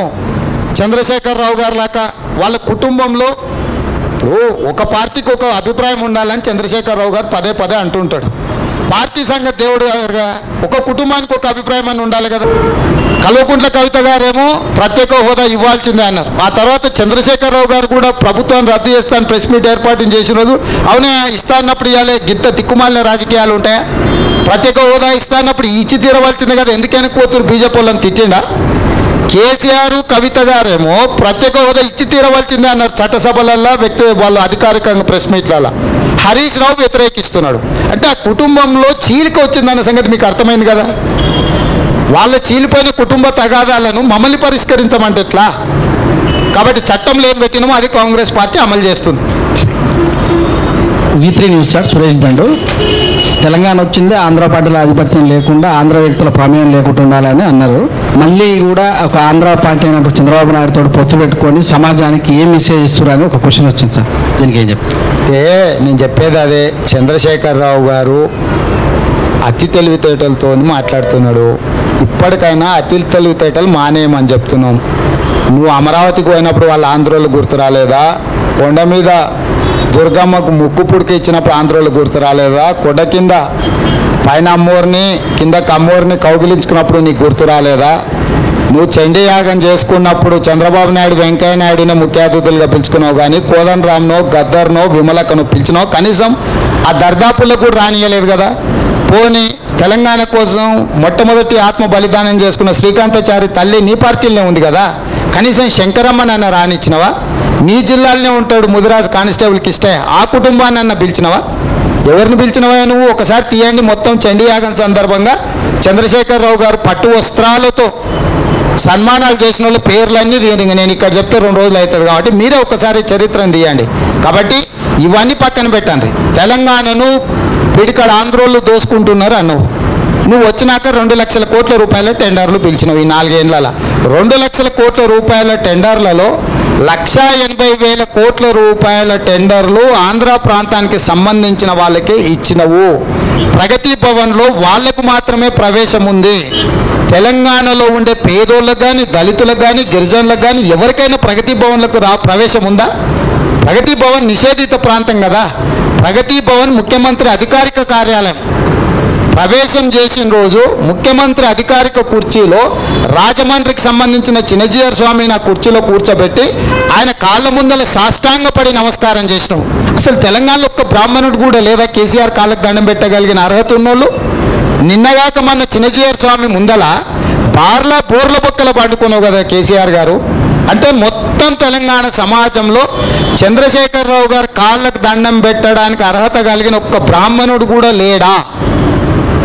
యాదగిరి గుట్ట అని నోరారా పిలుచుకునేదాన్ని ఆంధ్ర బ్రాహ్మణుడు వచ్చి యాదాద్రి అని మార్చి ఒప్పుకున్నావు. దాన్ని నగిసీలు చెక్కడానికి ఆనంద్ సాయ్ అని ఆంధ్ర ప్రాంతానికి సంబంధించిన ఆర్కిటెక్ట్ని నియమించుకున్నావు. నీ వంకర బుద్ధి ఇంకా మానం. ముఖ్యమంత్రి గారు, ప్రజలన్నీ గమనిస్తుండ్రు. నీ బుద్ధి ఏందో, నీ ఆలోచన ఏందో దానికి తగ్గట్టు ధీటుగా సమాధానం చెప్తాం. ఇక్కడ మేము 95%, పార్ట్నర్స్ అందరు కలిసి 5%. సో 5% ఉన్నోళ్ళు మొత్తాన్ని రాష్ట్రాన్ని నడుపుతారా? చంద్రబాబు నాయుడుకి ఆయన కొడుకు రాష్ట్రంలో ఓటే లేదు. ఓటు లేని వాళ్ళు వార్డు మెంబర్ కూడా పోటీ చేయడానికి అర్హత లేదా? ముఖ్యమంత్రి సంగతి దేవుడు ఎరుగు. ఎట్లా వాళ్ళు ఈడ చేస్తారు? వాళ్ళు ఎప్పుడో వాళ్ళ ఊరికి వెళ్ళిపోయినరు. వాళ్ళ ఊర్లో వాళ్ళ బాధ్యతలు వాళ్ళు నిర్వహించుకుంటారు. ఇక్కడ ఎవరున్నా పార్టీ టీడీపీకి రమణ అధ్యక్షుడు, సిపిఐకి చాడ వెంకటరెడ్డి అధ్యక్షుడు, ప్రధాన కార్యదర్శి, జనసేన ఆ పార్టీ కోదండరామ్ గారు అధ్యక్షులు, ఈ పార్టీకి ఉత్తమ్ కుమార్ రెడ్డి గారు అధ్యక్షులు. వీళ్ళందరూ తెలంగాణ బిడ్డలే. 10 తరాలు వెనక్కిపోయినా ఇక్కడనే ఉండే వాళ్ళ మూలాలు. 3 తరాలు వెనక్కిపోతే చంద్రశేఖరరావు గారి మూలాలు బీహార్లో వెళ్తాయి. కాబట్టి బీహారోడే ఈడ కావచ్చు, కానీ మేమందరం కాకూడదా? మా 30 తరాల మూలాలది తెలంగాణ గడ్డ మీదనే ఉంటాం. కాబట్టి చంద్రశేఖరరావు గారికి మాకు అసలు పోటీ లేదు, పత్రం లేదు.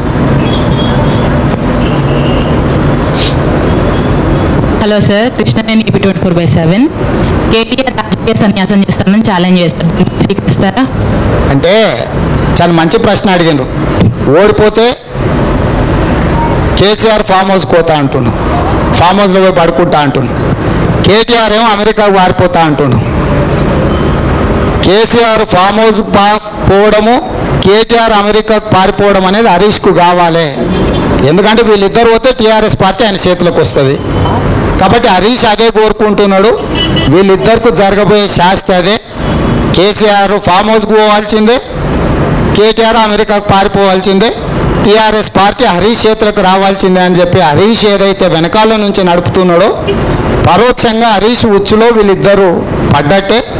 ఇది ప్రజలకు సంబంధించిన సమస్య కాదు, వాళ్ళ కుటుంబానికి సంబంధించిన సమస్య. ఎందుకు కేటీఆర్ పారిపోతా అంటుండు? 1,000 కోట్ల రూపాయలు సంపాదించుకున్నాడు. ఇక్కడ ఉంటే విచారణ ఎదుర్కోవాల్సిందే, మెక్కిందంతా కక్కాల్సిందే. కాబట్టి ఆర్థిక నేరగాళ్ళు ఆ దేశంలో ఆర్థిక నేరాలకు పాల్పడ్డప్పుడు ఇతర దేశాలకు పారిపోతారు. నీరవ్ మోడీ, విజయ్ మాల్యా, ఇంకేదో మోడీ, వీళ్ళందరూ ఎందుకు పారిపోయారు? ప్రజాప్రతినిధులే కదా వాళ్ళు. ఇతర దేశాలకు ఎందుకు పారిపోయారు? బ్యాంకుల నిండా ముంచారు, పారిపోయారు. రాష్ట్ర ప్రజలు, రాష్ట్రమేమో దివాలా తీసింది, అప్లపాలైంది. కేసీఆర్ కుటుంబం ఏమో ఆగర్భ శ్రీమంతులైనరు. మన ఎన్నికల మేనిఫెస్టో వల్ల అఫిడవిట్లు చూస్తే తెలిసింది కదా. రాష్ట్రం దివాలా తీసింది, కేసీఆర్ కుటుంబం కోట్ల రూపాయల శ్రీమంతులైనరు. అందుకే పారిపోదాం అనుకుంటారు. ఏం పారిపోనీయం? నేను ఈ వేదిక మీద నుంచి నిన్నమన్న కూడా చెప్పిన, రెడ్ కార్నర్ నోటీస్ ఇస్తాం, ఎయిర్పోర్ట్లను అలర్ట్ చేస్తాం. కేటీఆర్ని ఎట్టి పరిస్థితుల్లో ఇతర దేశాలకు పారిపోనివ్వం, పట్టుకుంటాం. సార్, నేను సతీష్ అండి, HMTV రిపోర్టర్ని. సార్ కేసీఆర్ బహిరంగ సభల్లో చెప్తున్నారు, టీఆర్ఎస్ పార్టీకి ప్రాంతీయ పార్టీ ఓటేస్తే ఇక్కడి నుంచే నిర్ణయాలు జరుగుతాయి, ఇక్కడి నుంచే ప్రభుత్వాన్ని పరిపాలిస్తాం, కాంగ్రెస్ పార్టీకి వేస్తే ఢిల్లీ నుంచి పరిపాలన కొనసాగించాల్సిన అవసరం వస్తుందని చెప్తున్నారు. సార్ ఏమంటే, నేను ఇది కూడా మళ్ళీ ఆయన వితండవాదం, అతి తెలివితేటలు. ఆయనది చింతమడక దాటి బయటకు రావడానికి ఆయన అర్హత లేదు. పాలమూరులో మాలమూరులో ఉండే వాళ్ళను, అచ్చంపేట అడవులలో ఉండే వాళ్ళని, చెంచులను ఆయన ఓడి పరిపాలించడానికి ఆయన వాదన కరెక్ట్ అయితే ఆయన చింతమడక సర్పంచ్ కావచ్చు, దానికంటే బయట ఆయనకు అర్హతనే లేదు. ఆయన ఏ రకంగా ఈ రాష్ట్రానికి ముఖ్యమంత్రి అవుతాడు? సిరిసిల్లకు కేటీఆర్ ఏ రకంగా ఎమ్మెల్యే అవుతాడు? హరీష్ సిద్దిపేటకి ఏ రకంగా ఎమ్మెల్యే అవుతాడు? అంటే వీళ్ళందరూ కూడా స్థానికేతరులే కదా. కేసీఆర్ కూడా గజ్వేల్కి ఎమ్మెల్యే కాలేడు కదా. స్థానికత స్థానికేతర అనేది సాంకేతికపరమైన అంశాన్ని, భావదారిద్ర్యం అంటారు దీన్ని. ఎవరున్నా ముఖ్యమంత్రి ఇక్కడనే ఉంటాడు, సచివాలయం అక్కడనే ఉంటుంది. ఢిల్లీ నుంచి ఎందుకు పరిపాలిస్తాడు? పోనీ ఆయన అన్నట్టు మా కోటేస్తే ఢిల్లీకి పోతే, టీడీపీ కోటేస్తే అమరావతి కోటేస్తే, నీ కోటేస్తే గడీలకు పోద్ది కదా. తెలంగాణ ప్రజల పోరాటమే గడీలకు వ్యతిరేకం కదా. సో ఇప్పుడు కూడా గడీలకు వ్యతిరేకంగానే పోరాటం చేయాలి. గడీలో ఉన్న దొరలను తరమడానికి తెలంగాణ సమాజం అంతా సమాయత్తమవుతుంది. Shankar sir, 99 TV. కొడంగల్లో రేవంత్ రెడ్డి వల్లే అక్కడ అభివృద్ధి జరగడం లేదని చెప్పి టీఆర్ఎస్ పార్టీ వాళ్ళు ఆరోపిస్తున్నారు. అక్కడ రేవంత్ రెడ్డి గెలిచినా లాభం లేదు, టీఆర్ఎస్ అభ్యర్థి గెలిస్తేనే అభివృద్ధి జరుగుతుందని చెప్పి ప్రచారం చేస్తున్నారు. అంటే వాళ్ళ ఉద్దేశము ఎమ్మెల్యే ప్రతిపక్షం ఉండి ప్రభుత్వంలో ఇంకోరు ఉంటే అభివృద్ధి జరగదు అనేది వాళ్ళ ఆలోచన, నేను అనుకుంటున్నాను. అంతే కదా. అందుకే ఈరోజు కాంగ్రెస్ ఎమ్మెల్యే కొడంగల్ గెలుస్తుండే, రాష్ట్రంలో కాంగ్రెస్ పార్టీ అధికారంలోకి వస్తుంది. ఆ అధికారంలో కూడా కాంగ్రెస్ పార్టీలో నేను నెంబర్ 2 పొజిషన్లో ఉన్నా. అంటే ప్రభుత్వం తీసుకునే నిర్ణయాలలో నా ప్రభావం ఎంతో కొంత ఉంటుంది. తద్వారా వేల కోట్ల రూపాయల నిధులను కొడంగల్కు తీసుకొచ్చి గత 60 సంవత్సరాలుగా జరిగిన నష్టాన్ని పూర్తి చేసే బాధ్యత నేను తీసుకుంటా. నేను అన్ని రకాలుగా అభివృద్ధి చేసే బాధ్యత నాది. కాబట్టి అలాంటి అపోహలు పెట్టుకోవాల్సిన అవసరం లేదు. నెంబర్ 1. నెంబర్ 2, ఈ వాదమే కరెక్ట్ అయితే దీన్ని పాలసీ కింద మార్చినప్పుడు కేంద్రంలో యూపీఏ అంటే కాంగ్రెస్ పార్టీ ఆధ్వర్యంలో ఉండే యూపీఏ అన్న అధికారంలోకి వస్తుంది, లేకపోతే ఎన్డీఏ అన్న భారతీయ జనతా పార్టీ ఆధ్వర్యంలో ఉండే ఎన్డీఏ అన్న అధికారంలోకి వస్తుంది. మరి ఒక్క పార్లమెంటు టీఆర్ఎస్ను కూడా ఒక్క ఓటు కూడా వేయడానికి వీల్లేదు. రేపు పార్లమెంట్ ఎన్నికలలో టీఆర్ఎస్ పోటీ చేయదా? ఇప్పుడు తను ఈ సూత్రం కొడంగల్లో చెప్పిన సూత్రాన్ని పార్లమెంట్ సభ్యులకు అప్లై చేద్దాం. ఎవరితో ఉంటాడు? మాతో ఉంటాడా? పోనీ కేంద్రంలో పోనీ మాతో మేము రానియము, ఎన్డీఏలో చేరుతాడు, అదన్నా చెప్పమను. ఈ రెండిట్లలో చేరినప్పుడు గాలికి కూర్చోవాల్సిందే కదా. అంటే టీఆర్ఎస్ పార్లమెంట్ సభ్యులకు ఓటు వేయడం వల్ల తెలంగాణకు నష్టం జరుగుతుందని చంద్రశేఖరరావు గారు చెప్పదలుచుకున్నా. దాన్ని పాలసీ కింద పెట్టుకుంటే మీకు సమాధానం దొరుకుతుంది. కాబట్టి ఏదో అతి తెలివితేటలు ఉన్నాయని కొంతమంది అమాయకుల దగ్గర ఇట్లాంటి అతి తెలివితేటలు పనికొస్తాయి, కానీ నా దగ్గర ఇట్లాంటివి ఏం పనికిరావు. కేటీఆర్కు మళ్ళీ ఒకసారి చెప్పు అట్లాంటివి ఏం కుదరవని. వేణుగోపాల్ రెడ్డి, TV1. ఇరిగేషన్ ప్రాజెక్టుల విషయంలో కేసీఆర్ ప్రభుత్వం వచ్చిన తర్వాత రీడిజైనింగ్ అని చెప్పి ప్రాజెక్టులు రీడిజైనింగ్ చేశారు.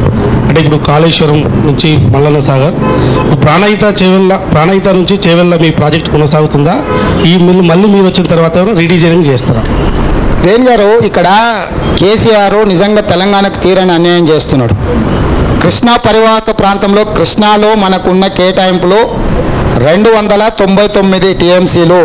దాని మీద నికర జలాలు, మిగులు జలాలు, వరద జలాల పైన కూడా ప్రాజెక్టులు నిర్మించారు. ఒక్క చుక్క కూడా ఉన్న ప్రాజెక్టులకే నికర జలాలు వస్తలేవు. ఇక మిగులు వరద జలాల సంగతి దేవుడు ఎరుగు. కృష్ణా పరివాహక ప్రాంతం మీద ఒక్క ప్రాజెక్టు నిర్మించినా కూడా వృధా అవుతుంది, ధనం తప్ప ప్రయోజనం లేదు. నెంబర్ 1. నెంబర్ 2, గోదావరిలో మన కేటాయింపులు 895 TMCలు. ప్రతి సంవత్సరం 3000 TMCలు సముద్రంలోకి పోతున్నాయి. సముద్రంలోకి పోయే నీళ్లను ఒడిసి పట్టుకుంటే 1,000 ఎకరాలకు నీళ్ళు ఇవ్వాలంటే 1000 TMCలు సరిపోతాయి. ఇక్కడ ఒక 300, అక్కడొక్కడ 895 అంటే 1200 TMCల నీళ్లు తెలంగాణకు అధికారికంగా కేటాయింపులు ఉన్నాయి. దీనికి సరైన పద్ధతిలో రీడిజైనింగ్ చేసి ఒక క్రమ పద్ధతిలో ప్రాజెక్టులు నిర్మించుకుంటే తెలంగాణ సస్యశ్యామలం అవుతుంది. 1 కోటి ఎకరాలు తెలంగాణకు, 2 కోట్ల ఎకరాలు ఆంధ్రప్రదేశ్కు, 3 కోట్ల ఎకరాలకు నీళ్ళు ఇవ్వాలన్నా 3000 TMCలు చాలు. 2 ప్రాంతాలకు కలిసి 5000 TMCల నీళ్లు అందుబాటులో ఉన్నాయి. కాబట్టి ఈరోజు 2 రాష్ట్రాల ముఖ్యమంత్రులు సామరస్యంగా కూర్చొని మాట్లాడుకొని ఇరు రాష్ట్రాలు సత్సంబంధాలతో ప్రాజెక్టులు నిర్మించుకుంటే 3000 TMCల వినియోగాన్ని అమలులోకి తీసుకురావచ్చు. చట్టాలు కోర్టుల చుట్టూ తిరిగితే పరిష్కారం కావు. కూర్చొని చర్చించుకుంటే సమస్యలు పరిష్కారం అవుతాయి. ఇండియా పాకిస్తానే చర్చలు చేసి సమస్యలు పరిష్కరించుకుంటుంది, ఇండియా చైనా చర్చలు చేసి పరిష్కరించుకుంటుంది. నిన్నటి వరకు మనతోని కలిసి ఉన్న ఆంధ్రప్రదేశ్ ముఖ్యమంత్రితో సామరస్యపూర్వకమైన స్నేహభావంతో ఉన్న అనుబంధం ఉంటే అన్ని సమస్యలకు పరిష్కారం ఉంటుంది. ప్రతి ఎకరాకు నీళ్ళు ఇవ్వచ్చు. కేవలం రాజకీయంగా పబ్బం గడుపుకోవడానికి ఆంధ్రప్రదేశ్ తెలంగాణ మధ్యలో నీటి తగాదాలు చంద్రశేఖరరావు పెడుతుండు. కాంగ్రెస్ పార్టీ అధికారంలోకి వస్తే చర్చించి మనమే పైన ఉన్నాం, గోదావరి మనమే పైన ఉన్నాం, కృష్ణాకు మనమే పైన ఉన్నాం. మనం వదిలితేనే ఆంధ్రప్రదేశ్కు నీళ్లు. కాబట్టి వాళ్ళు మన దగ్గరికి రావాల్సిందే. వాళ్ళతో స్నేహపూర్వకమైన చర్చల ద్వారా శాశ్వతంగా ఈ ప్రాజెక్టులో పరిష్కారం చూపిస్తాం. ప్రతి ఎకరాకు నీళ్లు అందించడానికి అవసరమైన ప్రణాళికలు సిద్ధంగా ఉన్నాయి, కార్యాచరణ కూడా ఉంటుంది. Narender Reddy, independent journalist. రేవంత్ రెడ్డి గారు, మీరు ఈ ప్రశ్నకు కాస్త మీ మనసాక్షితో సమాధానం చెప్పాల్సిన అంశం. 2014 తర్వాత రాష్ట్రంలో తెలంగాణలో పార్టీ ఫిరాయింపుల వల్ల వరస్ట్ సఫరర్స్ మీరు వాళ్ళ ప్రాతినిధ్యం వహిస్తున్న కాంగ్రెస్ పార్టీ, అంతకుముందు మీరు ప్రాతినిధ్యం వహించిన తెలుగుదేశం పార్టీ. భవిష్యత్తులో మీరు అధికారంలోకి వస్తే నైతిక విలువలకు కట్టుబడి దీన్ని అడ్డుకోవడానికి ఏమైనా ప్రయత్నం చేస్తారా, లేకపోతే పంటికి పన్ను అనే విధానాన్ని అనుసరిస్తారా? అంటే దీంట్లో సాంకేతికత, నైతికత అని 2 అంశాలు ఉంటాయి. నైతికతకు పెద్ద విలువ లేకుండా పోయింది. ఇక్కడే కాదు, మీకు ఇతర రాష్ట్రాలలో కూడా నరేంద్ర మోడీ గారు విలువల కోసం కట్టుబడి ఉన్నామని చెప్పుకున్న భారతీయ జనతా పార్టీ కూడా పూర్తిగా పాతాళానికి పోయింది. దేశంలోనే మొత్తం తిరోగమనం వైపు వెళ్తున్నాం నైతిక విలువలు రాజకీయాలలో. కాబట్టి చట్టాలనే పకడ్బందీగా చేసుకోవాలి. కండువ కప్పుకున్న మొదటి రోజే సభ్యత్వం రద్దయ్యేటట్టే చట్టాలను సవరించుకోవాల్సిన అవసరం ఉంది, చర్చ జరగాల్సిన అవసరం ఉంది. ఇది ఒక రేవంత్ రెడ్డో లేకపోతే ఇంకోరో దీన్ని మార్చలేరు, దీనికి సమాధానం కూడా చెప్పలేరు. కాబట్టి దీన్ని చట్టపరంగానే దీన్ని ఎదుర్కోవాల్సిన అవసరం ఉన్నది.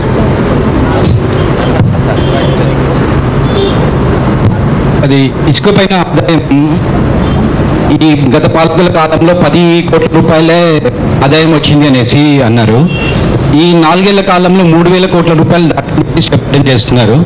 సో రెవెన్యూ జనరేషన్ ఈ విధంగా చేస్తున్నామని చెప్పారు. మరి మీరు మీ ఎజెండాలో, మీ ఆలోచనలో ఏది కూడా రెవెన్యూ జనరేషన్ పైన మాట్లాడలేదు. 2016 నవంబర్ 9న రోజున కేసీఆర్ గారు ప్రెస్ మీట్ పెట్టేసి ఇదే గత పాలకుల ఇసుక పైన వచ్చినటువంటి ఆదాయము 25 కోట్ల రూపాయలు ఆయనే చెప్పేసి, దాని తర్వాత 3,085 కోట్ల రూపాయలు టీఆర్ఎస్ ప్రభుత్వం చేసిందని చెప్పారు. దీనిపైన మీరు ఎవరు కూడా అసలుకి మాట్లాడడం చేయలేదు. మీరు ప్రైస్ పెట్రోల్ అండ్ డీజిల్ పైన ఎలాంటి మాట్లాడండి. మిత్రమా, ఇసుక ఆదాయ వనరు కాదు. ఇసుకతో వ్యాపారం చేయకూడదు. ఇసుకతో వ్యాపారం చేస్తే నేరగాళ్ళ కింద జైల్లో పెట్టాలి. గ్రీన్ ట్రిబ్యునల్ నుంచి స్ట్రైట్ డైరెక్షన్స్ ఉన్నాయి. కాంగ్రెస్ పార్టీ ఎప్పుడు కూడా ఇసుకను వ్యాపారం కింద చూడలేదు. ప్రకృతి మొత్తం పర్యావరణం దెబ్బతినకుండా, పర్యావరణ సమతుల్యం లేకుండా ఎంత అవసరమో, ఎంత అధికంగా ఇసుక మేటలు ఏర్పడే వాటిని మాత్రమే తొలగించి అవసరాలకు వాడుకునేది నెంబర్ 1. నెంబర్ 2, కేసీఆర్ అతి తెలివితేటలకి ఇది మరొక ఉదాహరణ. గతంలో ఇసుక అనేది స్థానిక సంస్థల చేతులలో ఉండేది. అది సింగిల్ విండో కింద రెవెన్యూ రిసోర్సెస్ కింద చూడలే. ఎక్కడికక్కడ మండల పరిషత్తు, గ్రామాల జిల్లా పరిషత్తు నుంచే తీసుకొని అక్కడ లోకల్ ఇన్కమ్ కింద చూసేది. కానీ 2014లో అధికారంలోకి వచ్చిన తర్వాత దీన్ని మైనింగ్ శాఖ కిందకి కన్వర్ట్ చేసి దీన్ని అమ్మడం మొదలుపెట్టారు. దాంతో సింగిల్ విండో కింద మీకు ఆదాయం కనిపిస్తుంది. ఈ ఆదాయం ముసుగులో దాదాపు 1,00,000 కోట్ల రూపాయల ఇసుక వ్యాపారం జరిగింది. 1,000 కోట్ల రూపాయలు కేసీఆర్ బంధువులు సంపాదించుకోరు. దాంట్లో భాగంగానే నేరెళ్ల దళితుల మీద దాడి జరిగింది. లారీల కింద 100 మంది ప్రాణాలు పోయిన ఇసుక వ్యాపారంలో. కాబట్టి ఇసుక వ్యాపారము రాష్ట్రానికంటే కూడా కేసీఆర్ కుటుంబానికి 1,000 కోట్ల రూపాయల ఆదాయం తెచ్చిపెట్టే వనరుగా మారింది. అట్లాంటి పరిస్థితులు కాంగ్రెస్ అధికారంలోకి వస్తే ఉండవు, రానివ్వము. సార్, కొండలగూడ 10 అండి. ఇప్పుడు మీరైతేనో ఎంపీలు, ఎమ్మెల్సీలు అందరూ లైన్లో ఉన్నారు, కాంగ్రెస్లో చేరేందుకని చెప్తున్నారు. అటువైపు నుంచి టీఆర్ఎస్ పల్లా చెప్తున్నది ఏంటంటే విశ్వేశ్వరరెడ్డికి ఎంపీ సీట్ ఇచ్చాము, ఆర్థికంగా లబ్ధి కూడా చేకూర్చాం అంటున్నారు. అంటే మళ్ళీ మీరేమైనా ఆఫర్స్ ఇస్తున్నారా, లేకపోతే వాళ్ళు ఎలాంటి లబ్ధి చేకూర్చారని మీరు అనుకుంటున్నారు? అంటే ఇక్కడ ఆయన ఏం మాట్లాడిండో నేను వినలేదు, కానీ ఎత్తుపల్లోడు అంటే ఎప్పుడు చూసినా ఇక్కిలు ఇచ్చినట్టే ఉంటాడంట. రాజేశ్వరరెడ్డి ఎన్ని పార్టీ ఆఫీసులో చుట్టూ తిరిగిండు బీఫామ్ల కోసం, ఎవరెవరు కాళ్ళు పట్టుకున్నాడో ఒక్కసారి ఆయన రమ్మని ఆయన మాట్లాడితే చెప్తా.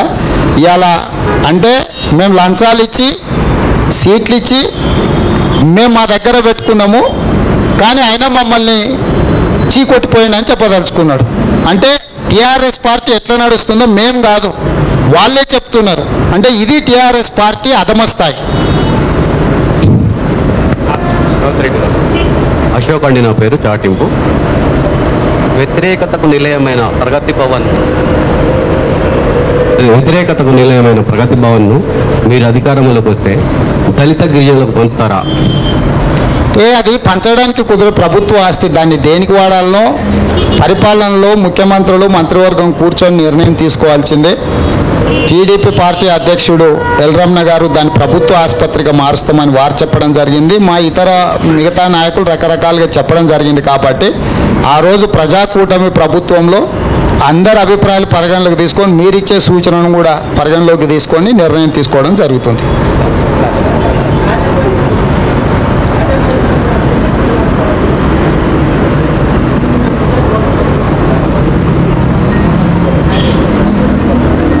అవును, ఖచ్చితంగా రాజీవ్ స్వగృహకు సంబంధించి చాలా అవకతవకలు జరిగినాయి. చాలామంది బాధితులు ఉన్నారు. దాదాపుగా అందులో డబ్బులు కట్టిన వాళ్ళు లక్షలలో ఉన్నారు, మినిమం కట్టిన వాళ్ళు, కొంత మ్యాక్సిమం కట్టిన వాళ్ళు ఉన్నారు. ఇది డెఫినెట్గా అడ్మినిస్ట్రేటివ్ సబ్జెక్ట్ కాబట్టి అప్పుడు ఉండే అధికారులను మంత్రులను సమీక్షించి వాళ్ళకు న్యాయం జరిగే విధంగా ప్రభుత్వం చర్యలు తీసుకుంటుంది. రేవంత్ రెడ్డి గారు, చివరి ప్రశ్న నాది. మేము రాష్ట్ర స్థాయిలో జాతీయ స్థాయిలో కూడా జర్నలిస్ట్ సంఘాలు, జాతీయ స్థాయిలో ఇండియన్ జర్నలిస్ట్ యూనియన్ కానీ, రాష్ట్ర స్థాయిలో తెలంగాణ వర్కింగ్ జర్నలిస్ట్ యూనియన్, ఇక్కడ ఆంధ్రప్రదేశ్లో ఆంధ్రప్రదేశ్ వర్కింగ్ జర్నలిస్ట్ యూనియన్ కానీ, మేము చాలా కాలంగా ప్రభుత్వాన్ని డిమాండ్ చేస్తున్నాం. అటు జాతీయ స్థాయిలో ఇటు రాష్ట్ర స్థాయిలో కూడా జర్నలిస్టులకు రక్షణ కరువైపోయింది. దాడులు బాగా పెరిగిపోతున్నాయి. అది రాజకీయ పక్షాల నుంచి కావచ్చు, సంఘ వ్యతిరేక శక్తుల కావచ్చు, ఇతరుల నుంచి కావచ్చు. హత్యలు జరుగుతున్నాయి. గత సంవత్సర కాలంలో దాదాపు 10 మంది జర్నలిస్టుల హత్యలు జరిగినాయి. సో మేము కేంద్రాన్ని రిక్వెస్ట్ చేస్తున్నాం, రాష్ట్ర ప్రభుత్వాన్ని రిక్వెస్ట్ చేస్తున్నాం, జర్నలిస్టుల భద్రత కోసం ఎక్కడికక్కడ చట్టాలు తీసుకురండి. రాష్ట్ర స్థాయిలో చట్టాలు రావాలి, జాతీయ స్థాయిలో ఒక చట్టం రావాలి. అందుకు మహారాష్ట్ర ఒక చట్టం చేసింది. కాబట్టి రేపు కూటమి అధికారంలోకి వస్తే అట్లాంటి చట్టం తీసుకురావడానికి మీ ప్రభుత్వంతో ఆ పని చేయిస్తారా? ఇది చాలా ముఖ్యమైన కీలకమైన సమస్య, ప్రశ్న. దీని పరిష్కారం కూడా ఉండాలి. ఖచ్చితంగా ప్రభుత్వంలో జర్నలిస్టు సంఘాల పెద్దల్ని, అనుభవజ్ఞులైన ఎడిటర్స్ కానీ, జర్నలిస్ట్ సంఘాల ప్రాతినిధ్యం వహిస్తున్న నాయకులను కానీ అధికారికంగా సమీక్ష చేసి, సమీక్షలో మిమ్మల్ని కూడా భాగస్వాములను చేసి, ఇతర రాష్ట్రాలలో ఏం చట్టాలు అమలవుతున్నాయి, ఏ మేరకు ఎంత కఠినంగా చట్టాలను పొందుపరచాలనో వాటి మీద ఖచ్చితంగా కాంగ్రెస్ పార్టీ దృష్టి పెడుతుంది. సమాజంలో చాలామంది సమస్యలను పరిష్కరించడానికి ఒక పరిష్కార మార్గాన్ని చూపించే డాక్టర్లు, జర్నలిస్టులు. అలాంటి పరిష్కారం చూపించే డాక్టర్లకే జ్వరం వస్తే ఇది సమాజానికి మంచిది కాదు. మీకు వస్తున్న ఇబ్బందిని ప్రభుత్వం ప్రత్యేక దృష్టితో చూస్తుంది, ప్రత్యేక దృష్టితో వాటికి పరిష్కారం చూపిస్తుంది. తప్పకుండా ఏర్పడ్డ ప్రభుత్వంలో మొదటి నెలలోనే జర్నలిస్టు సంఘాలతో ఒక అధికారికంగా సమీక్ష సమావేశాన్ని ఏర్పాటు చేసి మీ నుంచి తగిన సూచనలు, సలహాలను తీసుకొని ఆ సమస్యకు పరిష్కారం చూపించబడుతుంది. మీ ఇతర సమస్యలు కూడా ఉన్నాయి. కనీస వసతుల విషయంలో కానీ, రవాణా సౌకర్యాల విషయంలో కానీ, గుర్తింపు కార్డు విషయంలో కానీ, మీ ఆరోగ్య భద్రతకు సంబంధించిన నిర్ణయాలలో కానీ చాలా సమస్యలు ఉన్నాయి. ప్రభుత్వం నుంచి వైద్య ఆరోగ్య సపోర్ట్ దొరకకపోవడంతో నాకు తెలిసి వందల మంది జర్నలిస్టులు చనిపోయిన రిపోర్ట్లు కూడా మా దృష్టికి వచ్చినాయి. వీటన్నిటికి కూడా పూర్తి స్థాయిలో సమీక్షించి ఈ అన్ని సమస్యలను, ఒకటే దాడులదే కాదు మిగతా సమస్యల మీద కూడా ప్రత్యేకంగా సమావేశాన్ని ఏర్పాటు చేసి వీటికి ఒక శాశ్వత పరిష్కారాన్ని చూపించడానికి ప్రయత్నం చేస్తాం. మన విరహ ప్రకటన ఒకటి చేసిన తర్వాత సభ ముగుస్తాం. రాష్ట్రంలో జరుగుతున్న ఉప ఎన్నికల్లో ఒక కీలక ఉప ఎన్నికగా భావించేటటువంటి శాసనసభ ఎన్నికల్లో ఒక కీలక స్థానం నుంచి అందరి దృష్టిని ఆకర్షిస్తున్నటువంటి ఆ నియోజకవర్గ అభ్యర్థిగా ఉన్న రేవంత్ రెడ్డి గారు మనకి టైం ఇచ్చి వచ్చినందుకు, నిదానంగా వివరాలు అందించినందుకు, సమాధానాలు చెప్పినందుకు మరోసారి కృతజ్ఞతలు తెలియజేస్తూ సెలవు.